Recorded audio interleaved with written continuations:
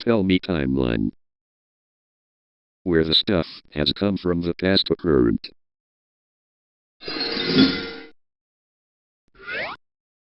Back in January 26, 1788, the First Fleet, commanded by Captain Arthur Phillip, lands at Sydney Cove, establishing the first European settlement.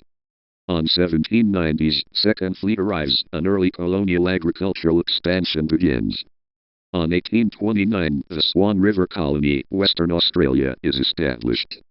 On 1836, South Australia is founded as a free colony. On 1850s, gold is discovered in NSW and Victoria, driving massive immigration. On 1856, Australia pioneers the secret ballot and introduces the 8-hour workday. On 1860s, major conflicts and resistance occur between settlers and indigenous populations.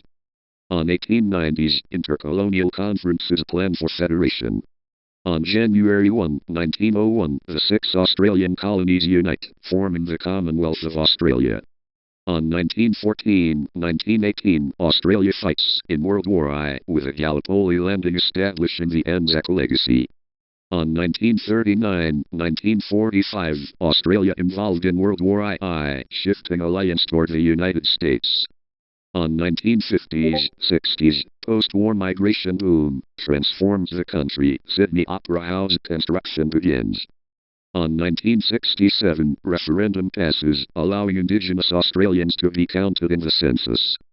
On 1992, High Court passes the Mabo decision, overturning terra nullius. On 2000, Sydney hosts the Olympic Games.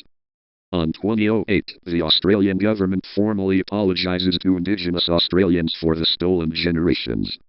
On 2020-2022, Australia responds to COVID-19 and major natural disasters, bushfires, floods.